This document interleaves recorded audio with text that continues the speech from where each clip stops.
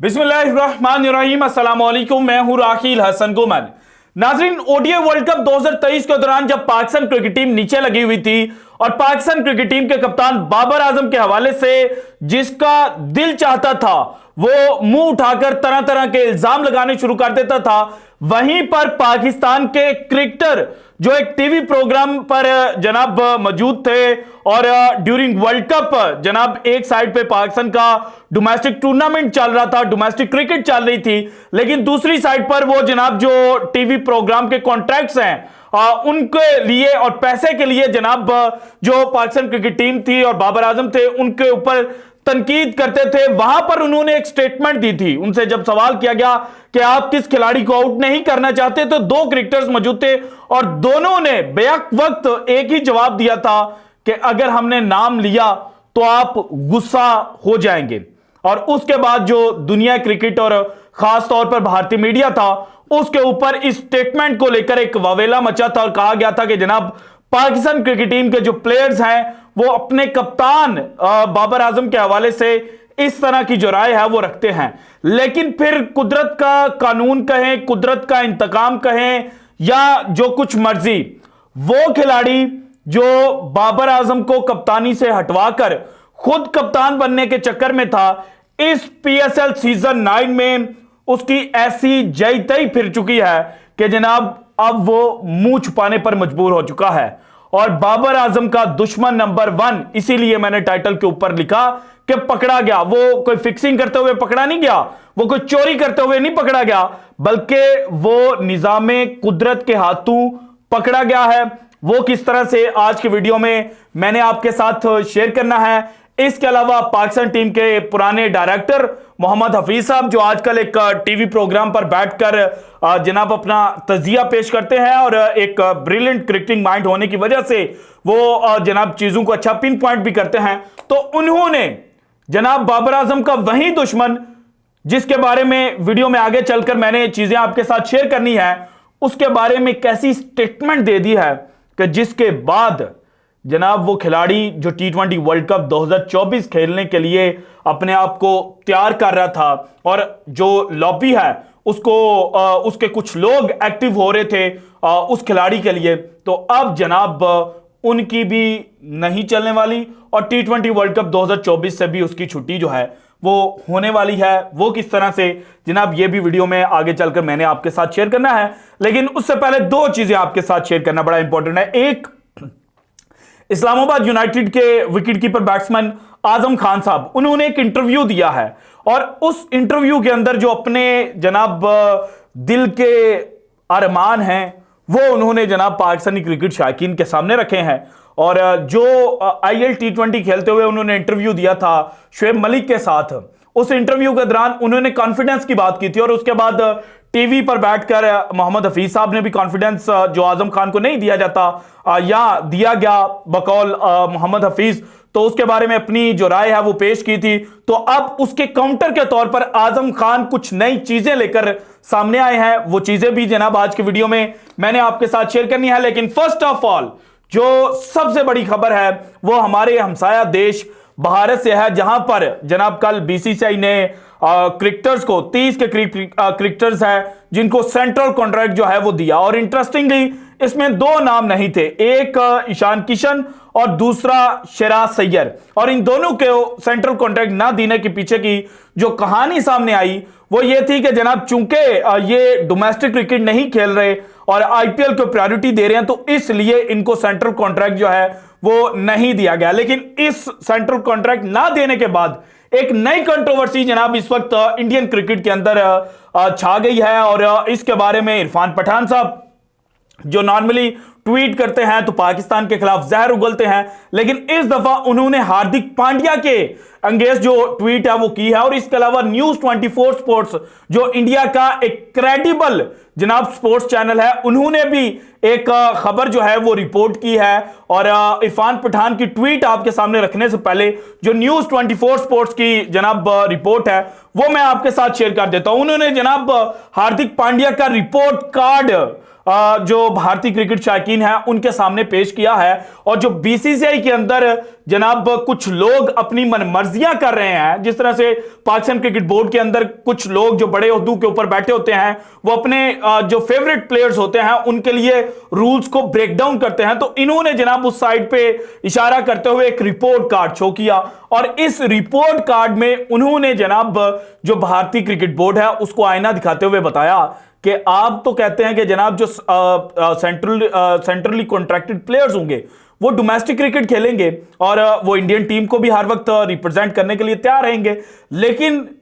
हार्दिक पांड्या के केस में जो चीजें हैं वो डिफरेंट क्यों हैं? क्योंकि जब से हार्दिक पांड्या ने इंडियन टीम के लिए खेलना शुरू किया, अगर T20 क्रिकेट की बात की जाए तो हार्दिक पांड्या का जब डेब्यू हुआ तो उसके बाद से लेकर अब तक जो इंडियन क्रिकेट टीम है उसने 160 से ज्यादा T20 मैचेस जो हैं वो खेल रखे हैं, जबकि हार्दिक पांड्या ने जो मैचेस खेले वो सिर्फ 92 मैचेस थे। दैट मींस के 43% T20 मैचेस उन्होंने इंडियन टीम के लिए स्किप किए। इसके बाद ओडीआई क्रिकेट की बात की जाए तो जब से इनका ओडीआई डेब्यू हुआ तो 156 मैचेस जो हैं वो इंडियन टीम ने खेले, लेकिन हार्दिक पांड्या ने जो मैचेस खेले वो जनाब सिर्फ 86 थे। दैट मींस के 45% जो ओडीआई मैचेस हैं वो इंडियन टीम के लिए उन्होंने नहीं खेले। इसके बाद टेस्ट क्रिकेट की उन्होंने बात सुनाई कि टेस्ट क्रिकेट में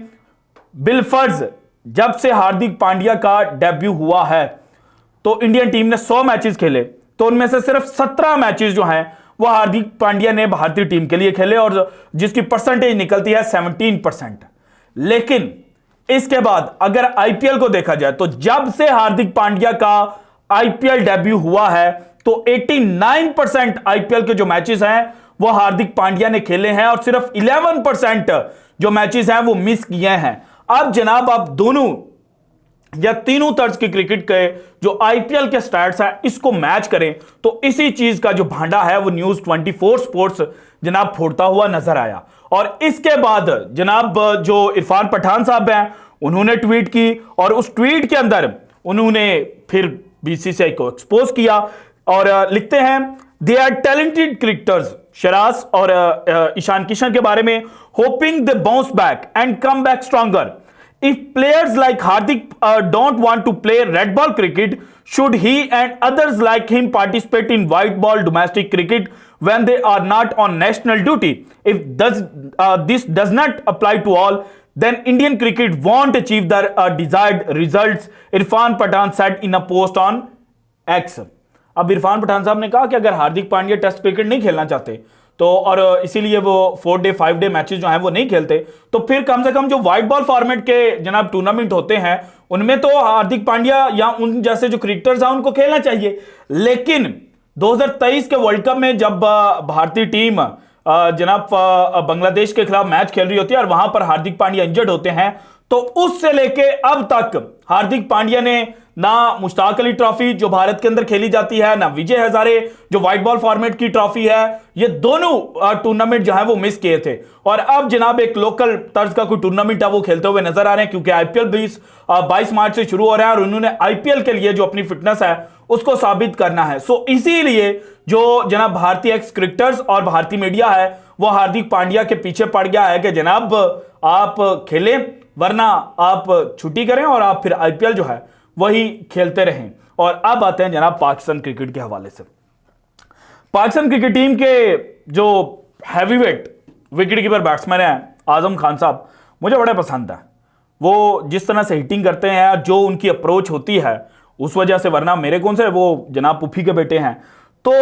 आजम खान जनाब 2021 में जब पाकिस्तान के लिए T20 क्रिकेट के अंदर डेब्यू करते हैं ना, उससे लेके अब तक जो मैचेस इन्होंने खेले वो इफ एंड बट्स में थे।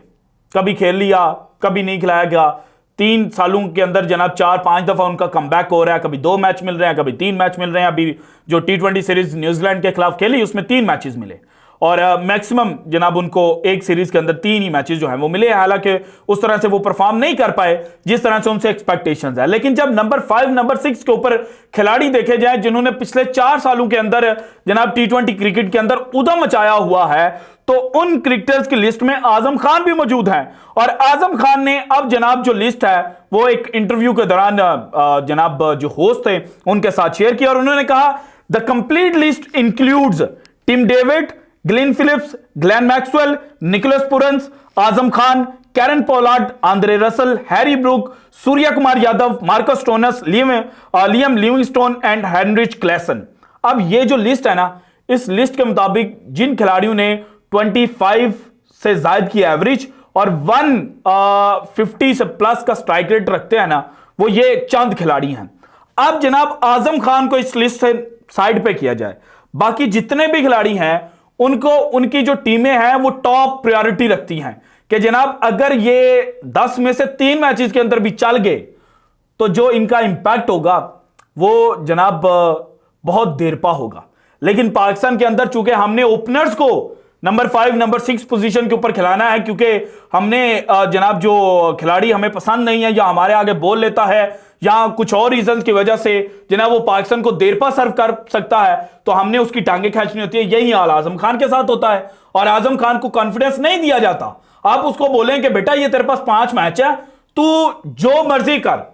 जैसे मर्जी खेल, हमें तेरा नेचुरल गेम चाहिए। और आजम खान ने यही स्टेटमेंट जो है वो मुख्तलिफ टीवी चैनल्स के दौरान दी कि जनाब वो जब लीग क्रिकेट खेलने के लिए जाते हैं तो वहां पर कोचेस उनके ऊपर रिलाई करते हैं, उनको कॉन्फिडेंस देते हैं। लेकिन पाकिस्तान क्रिकेट टीम का जो कल्चर है वो डिफरेंट है। और वहीं जनाब जो खिलाड़ी जो अपने दौर के अंदर ये रोनर होते थे कि कोचेस हमारे साथ अच्छा नहीं करते, जब वो खुद कोच बनते हैं, जब वो खुद डायरेक्टर बनते हैं, तो जनाब वो खिलाड़ियों के जो पर है वो काटना शुरू कर देते हैं। और इनडायरेक्टली जो आजम खान ने ये स्टेटमेंट दिया ना, ये उन्होंने साइड पे जनाब उनको थोड़ी सी जो टॉन्ट है ना वो मारी है कि आप जो बातें कर रहे हैं ना उनके जवाब हमारे पास हैं। अब आते हैं जनाब जो बाबर आजम का सबसे बड़ा दुश्मन है। सबसे बड़े दुश्मन का नाम इमाद वसीम है। इमाद वसीम कराची किंग्स और बाबर आजम कराची किंग्स के लिए खेलते रहे, लेकिन जब बाबर पिशावर के अंदर गया तो उस वक्त एक स्टेटमेंट वायरल हुई थी इमाद वसीम साहब की। उस स्टेटमेंट में था कि बाबर आजम जो हैं, बल्कि उन्होंने बाबर आजम का नाम नहीं दिया था, कि जनाब अब इस दफा हमारे पास जो टीम है उसमें मैच विनर्स ज्यादा हैं ना कि सेल्फिश प्लेयर्स। और बाद में ओडीआई वर्ल्ड कप 2023 के दौरान जो स्टेटमेंट्स वायरल हुई, जो टॉन्ट वायरल हुए, तो उस वक्त ख्याल यह था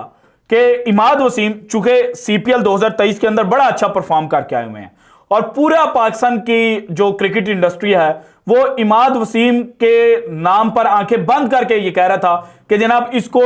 जो ओडीआई वर्ल्ड कप 2023 की टीम है उसके अंदर शामिल किया जाए। लेकिन जब इमाद वसीम को कप्तानी नहीं दी जाती, क्योंकि जो इमाद वसीम के करीब समझे जाने वाले लोग हैं वो पूरी लॉबी कर रहे थे। मैं अगर इसमें इमाद वसीम को रूल आउट भी कर दूं कि वो जनाब उनकी इंटेंशंस ये नहीं थी, लेकिन उनके इर्द गिर्द जो लोग थे उनकी इंटेंशंस यही थी कि जो पाकिस्तान क्रिकेट टीम की कप्तानी है वो इमाद वसीम को मिले, लेकिन इमाद वसीम को कप्तानी नहीं दी जाती। और फिर जनाब अचानक इमाद वसीम रिटायरमेंट अनाउंस कर देते हैं। और जब उन्होंने रिटायरमेंट अनाउंस की थी, मैंने उस वक्त भी जनाब जो वीडियो की थी उसके अंदर कहा था कि इमाद वसीम साहब की जो रिटायरमेंट है वो हमेशा के लिए नहीं है, क्योंकि जनाब ज़का अशरफ के जाने के बाद जो लोग चेयरमैन पीसीबी की कुर्सी पर आकर बैठेंगे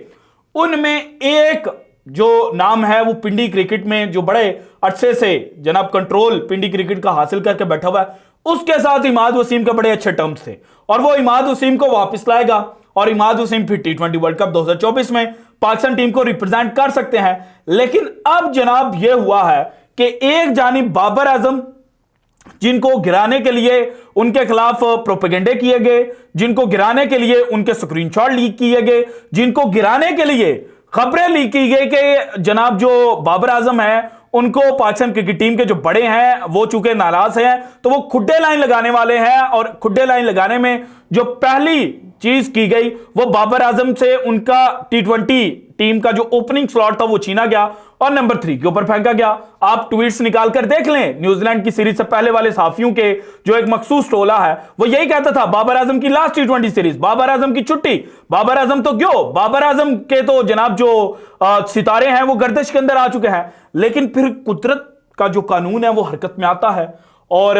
जिस तरह से इमरान खान को गिराने के लिए, अगर मैं पॉलिटिकल बात करूं, आप इससे जनाब अगर डिनाई करना चाहें तो कर सकते हैं, लेकिन फिर भी ये एक फैक्ट है कि इमरान खान को गिराने के लिए पूरे का पूरा जो पॉलिटिकल सिस्टम है वो हरकत के अंदर आया। लेकिन फिर भी इमरान खान ने 8 फरवरी को बाउंस बैक किया। हालांकि 9 फरवरी को कुछ अलग ही स्टोरी जो है वो बताई जा रही है, लेकिन 8 फरवरी को जब पाकिस्तान के अंदर जनरल इलेक्शंस हुए तो इमरान खान ने बाउंस बैक किया। यही सूरत हाल बाबर आजम के साथ आई। नंबर 3 पोजीशन पर खिलाया गया। पहले 3 मैचेस के अंदर उन्होंने 50 जड़ दी, चौथे मैच के अंदर उन्होंने पॉजिटिव इंटेंट के साथ 20 ऑड रन जो हैं वो स्कोर किए और जनाब उसके बाद पाकिस्तान सुपर लीग में जो इस वक्त उन्होंने परफॉर्मेंस दी है, जो इस्लामाबाद यूनाइटेड के खिलाफ उन्होंने जनाब 111 रन बनाए हैं और जिस तरह से बनाए हैं, जो शॉट्स उन्होंने डेवलप की, जो अनऑर्थोडॉक्स वे में जनाब हुनैन शाह को उन्होंने पीछे से चौके मारे, जो नसीम शाह को उन्होंने सीधा छक्का लगाया, जो उन्होंने दूसरा छक्का जनाब लगाया था एक्स्ट्रा कवर के ऊपर, तो उस वजह से पूरी जो क्रिकेटिंग वर्ल्ड है वो इस वक्त बाबर आजम के साथ खड़ी है, क्योंकि बाबर आजम ने जीना हराम किया हुआ है जो बाबर आजम को गिराने वाले थे। लेकिन इमाद वसीम, जिनको पाकिस्तान टीम की कप्तानी जनाब ट्रे के अंदर रखकर पेश करने की बातें हो रही थी और जिन्होंने कहा था कि मैं सबसे पहली कॉल मोहम्मद आमिर को करूंगा, तो उन इमाद वसीम के साथ क्या हुआ है कि जनाब 2023 के पीएसएल और 2024 के उनके पीएसएल का जनाब कंपैरिजन ड्रॉ किया जाए तो 2023 में इमाद वसीम बहुत ऊपर खड़े थे, क्योंकि उनका गोल यह था कि उन्होंने अपने जो नाकदीन हैं उनके मुंह बंद करने हैं। लेकिन 2023 का मिड आते आते उनके जो नाकदीन थे, जो उनके बुरे वक्त में उनके ऊपर इतराज आयद करते थे, वो जनाब उनके साथ मिल गए और उन्होंने उनकी खुशामद करने शुरू कर दी। और खुशामद का नुकसान इमाद वसीम को यह हुआ कि 2024 के इस सीजन में अभी तक 5 मैचेस इमाद वसीम ने खेले, 4 इनिंग्स के अंदर बैटिंग की और जो रन स्कोर किए हैं वो हैं सिर्फ 10 और एवरेज इनकी बनती है 2.5 की। और यही 2023 के पीएसएल में इनकी एवरेज थी 134.66 की और स्ट्राइक रेट था जनाब 170 का। लेकिन 2024 में स्ट्राइक रेट कितना है यहां पे 43.47। सो ये जो कुदरत का निज़ाम एक्टिव हुआ है ना, इसने बाबर आजम के दुश्मन नंबर 1 को ऐसा जकड़ा है, ऐसा पकड़ा है कि ना सिर्फ ये बैटिंग के अंदर 2024 के सीजन में फ्लॉप हुआ है, बल्कि अभी तक जो बॉलिंग की 5 मैचेस खेले, 15 ओवर फेंके, सिर्फ 2 विकेटें ली, 57.5 की एवरेज है, 45 का स्ट्राइक रेट है और इकॉनमी रेट है जो कि मेरे ख्याल में बड़ा अच्छा है 7.6 इसका। लेकिन विकेट लेस रहे, और विकेट लेस से मुराद यानी कि जनाब